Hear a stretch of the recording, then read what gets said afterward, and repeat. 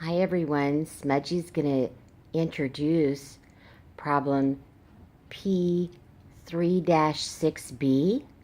It's going to have closing entries on it. Look at everybody, Smudgy. Oh, and Poppy, she's so jealous. There she is. She says hi too. I'm going to do the closing entries for problem 3-6B coming up right now. All right, problem 3-6B tells us that the year-end financial statements of Fighting Illini Financial Services are provided below. Neither Smudge nor Papa could read these, so I'll have to take over from here. Shh, Poppy. Here's the financial statements that they give us, and they want us to record the year-end closing entries and then prepare the post-closing trial balance. Hint, the balance of retained earnings will be the amount shown in the balance sheet.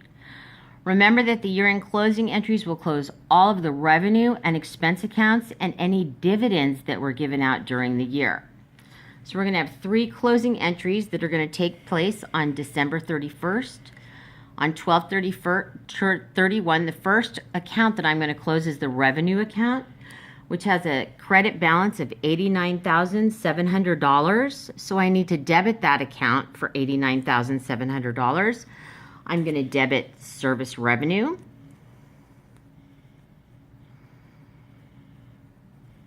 For $89,700, and I'm going to credit retained earnings for the same amount, $89,700. That takes care of the first journal entry. The second closing entry will close out all of the expense accounts. We have a salaries expense, supplies expense, rent expense, and delivery expense. Total expenses are $73,300. That amount is going to be debited to retained earnings.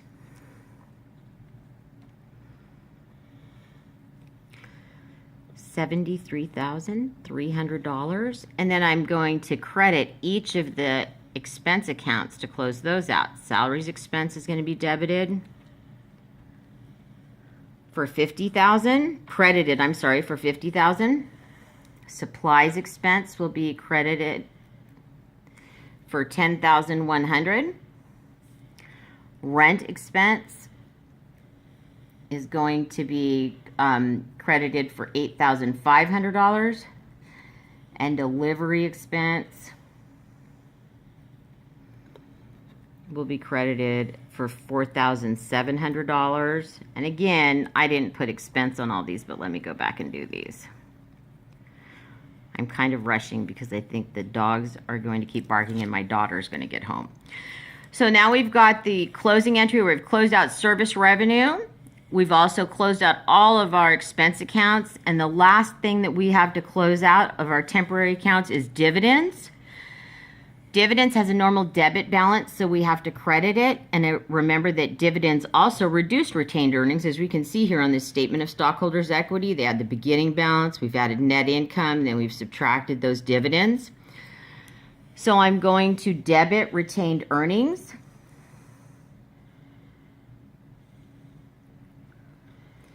For $7,000, I'm going to credit dividends for $7,000. So those are the closing entries that this problem requires. I'm going to flip this sheet over and we're going to do that post-closing trial balance because the only items that we have left are the items on the balance sheet for the trial balance. And then we also need to do, it'll update retained earnings. So like I said, I'm going to flip this over. It's going to be, or I'm going to try to, I guess. Here, I'm going to do it this way. Just going to use the bottom of this journal paper to do this post-closing trial balance on. So I've got the Fighting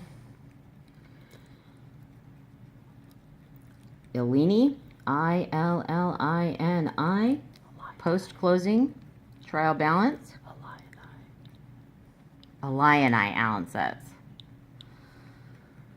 Whatever. Gosh, it's late, right, people? We don't care about what the company name is. So I'm going to list my accounts here. And then I'm going to use the journal entry debit and the journal paper debit and entry. I've got cash, which has a debit balance of $7,600. Accounts receivable has a debit balance of $10,200. Land has a debit balance of $120,000. Remember, land doesn't have any depreciation associated with it. Then I've got accounts payable of $5,100. Common stock of $90,000.